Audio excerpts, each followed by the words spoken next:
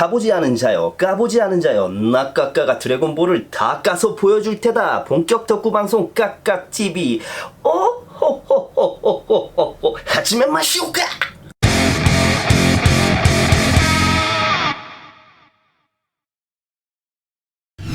안녕하세요, 까까로또입니다. 오늘은 제가 소개하는 드래곤볼로는 처음으로 관절이 움직이는 액션 피규어를 다루어 볼까 합니다.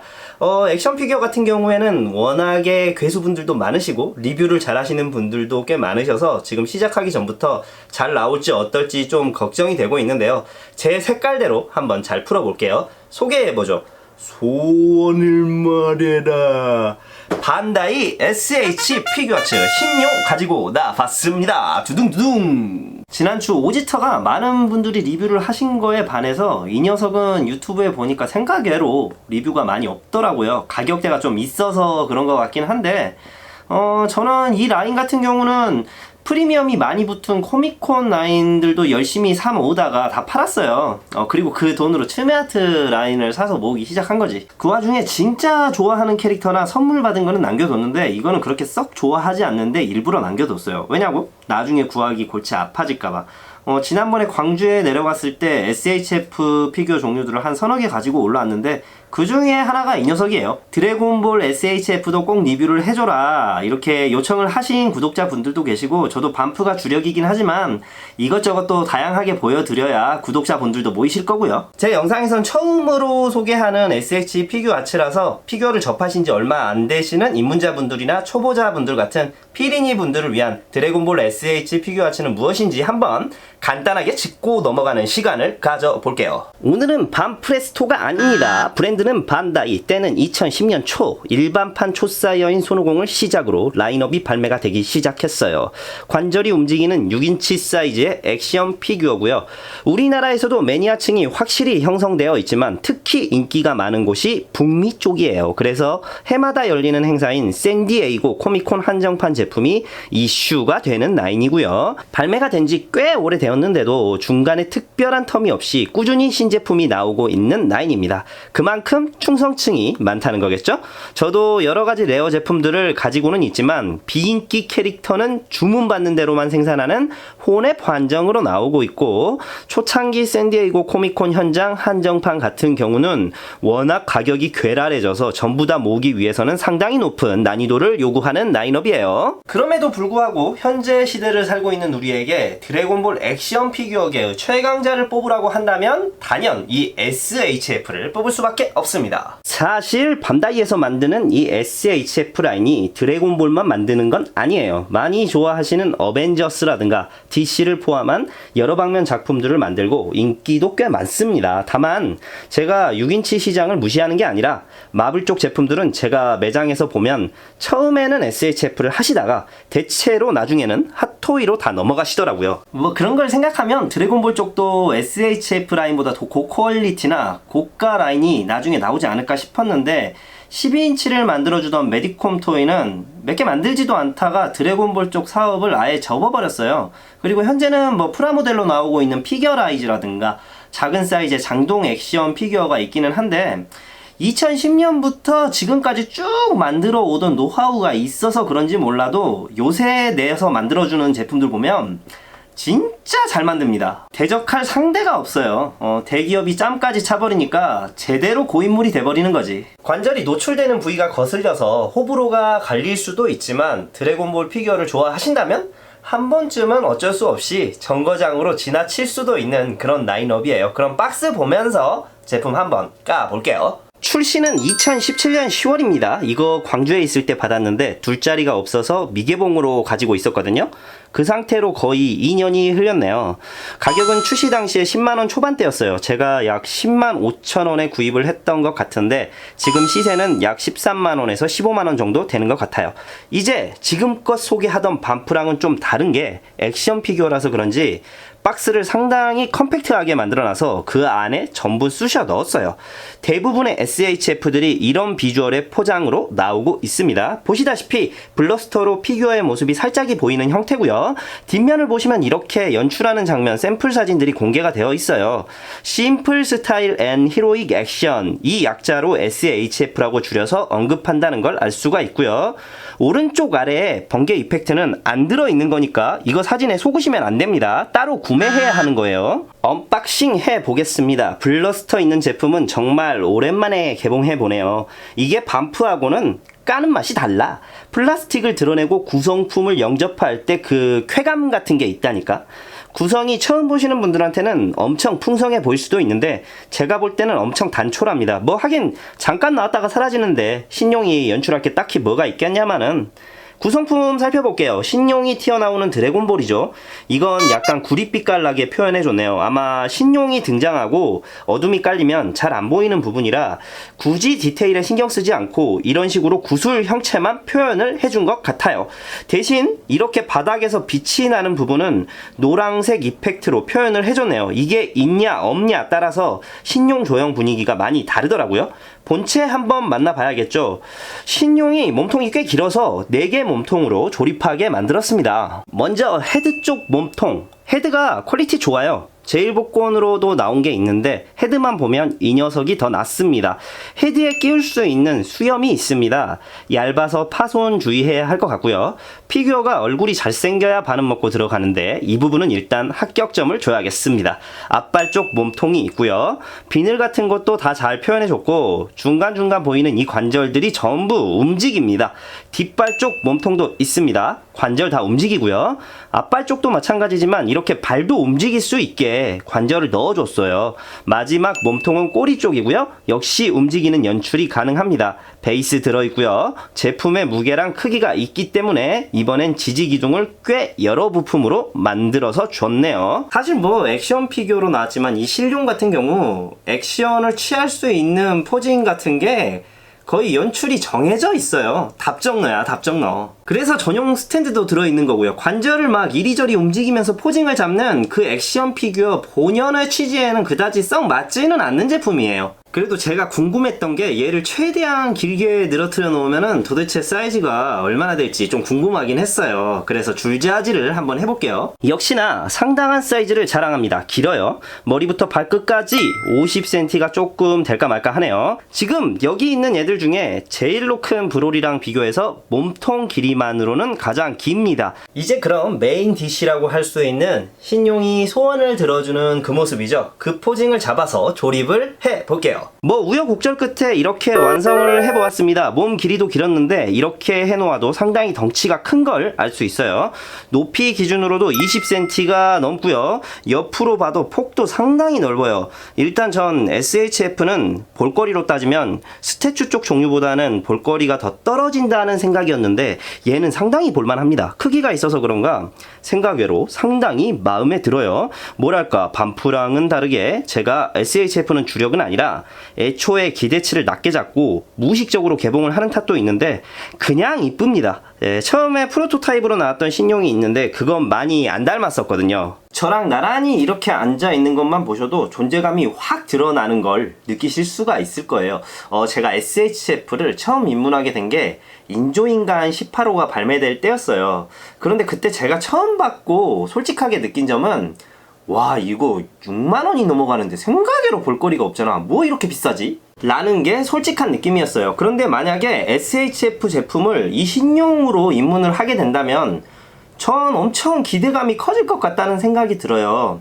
이 정도면 관절 부위가 충분히 거슬리긴 하지만 잘 만든 것 같고 볼륨감이라든지 크기 같은 것도 상당히 느껴지고요. 에이 저게 뭐가 크다는 거야 라고 반문하실 수도 있는데 SHF 제품을 직접 만져보신 분들은 아실 거예요. 뭐 브롤이라든가 마인부 같이 이렇게 덩치가 큰 얘들을 제외하고 다른 얘들과 비교하면 엄청나게 큰 겁니다 정말. 다만 올해 봄에 반다이가 공개한 또 다른 신용이 있는데 그게 역대급 신용이 될 가능성이 커졌어요.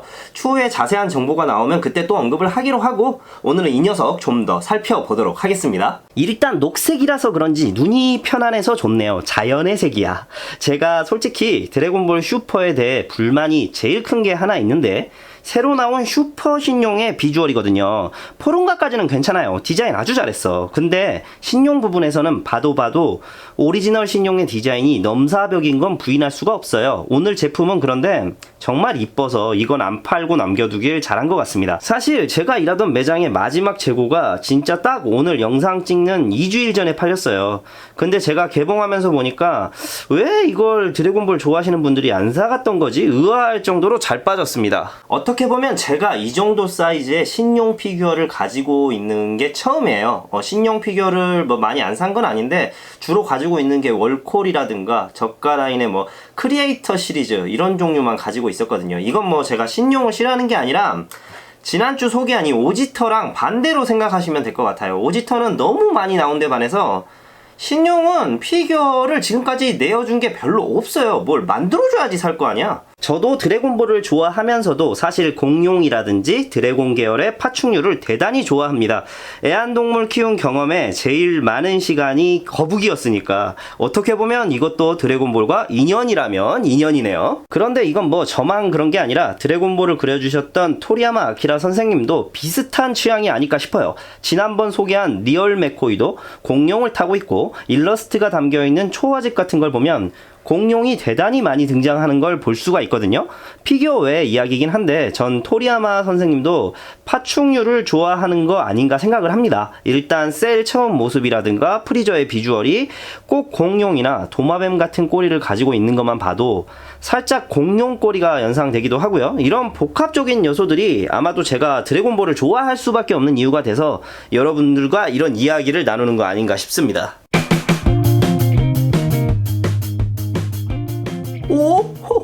오호호호호호호호 피규어를 본격적으로 까보는 총평 시간입니다. 이 신용을 또 보니까 나메크성에서 포르가에게 전력으로 비행하며 다가가던 프리저의 모습이 생각이 나네요. 이 하등 생물들아, 소원을 이루는 건 이 프리저 사맛이다. 본격적으로 까보죠. 하지메 마시오까.